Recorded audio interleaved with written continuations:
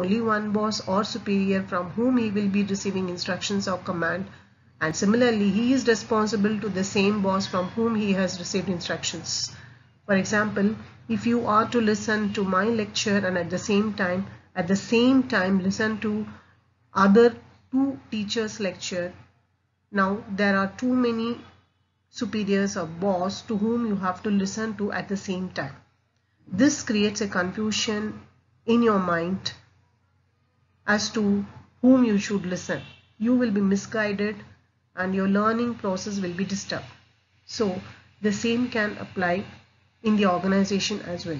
If you are to report or receive instructions from 2 or 3 superiors, then the subordinates will be inefficient to carry out their activities in the organization, which will lead to instability and no order, indiscipline, leading to organizational failure.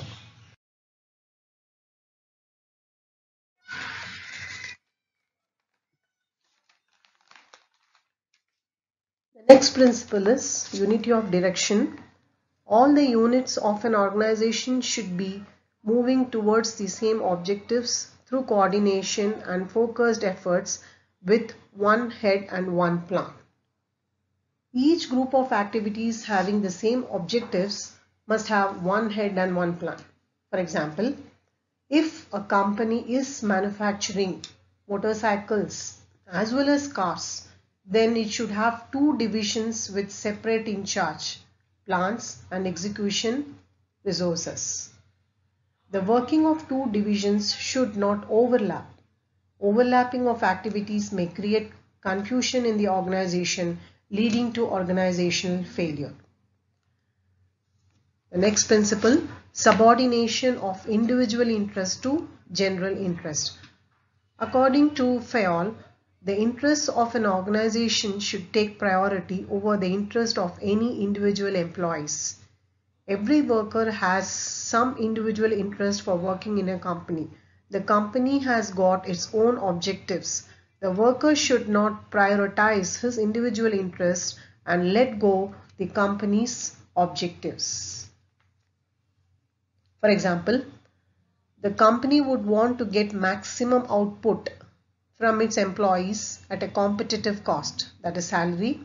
On the other hand, an employee may want to get maximum salary while working the least.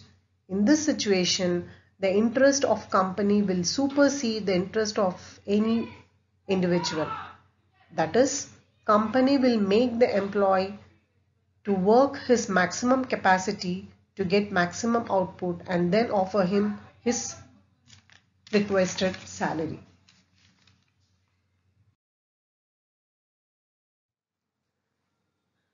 Next principle, centralization and decentralization. The concentration of decision-making powers in few hands at the top level is centralization of authority, whereas dispersal of decision-making powers among more than one person is known as decentralization. In an organization, all important decisions which cannot be delegated to lower levels and that is retained by the top level, then we can say that those activities or decisions are centralized. On the other hand, certain routine tasks, jobs, decisions which can be delegated or taken by lower level personnel, then we can say that such tasks, jobs or decisions are decentralized.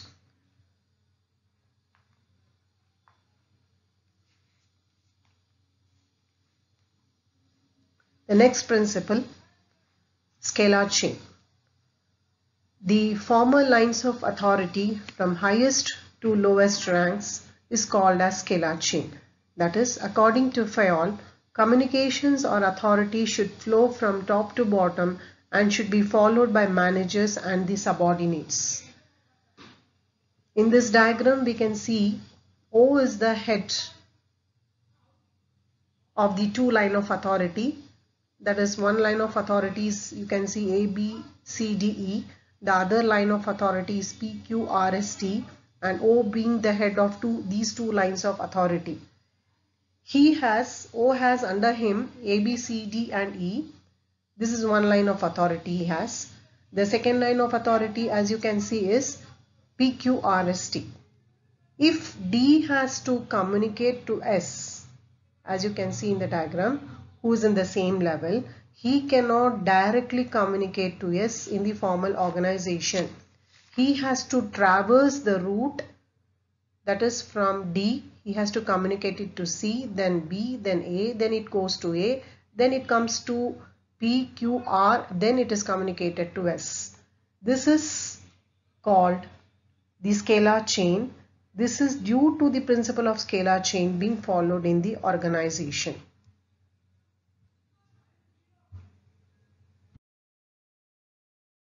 The principle is remuneration of employees. The overall pay and compensation should be fair to both employees and the organization. Remuneration should be just and equitable. This will ensure congenial atmosphere and good relations between workers and management.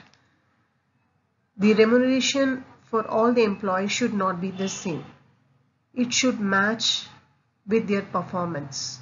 Employees, those who have contributed maximum towards the organization, should be remunerated maximum. On the other hand, those employees who have not contributed anything or whose contribution towards the organization is the least gets paid according to his contribution. When employees are remunerated fairly and equitably, they contribute to organizational efficiency. The next principle is order. According to Fayol, people and materials must be in suitable places at appropriate time for maximum efficiency. This will lead to increased productivity and efficiency.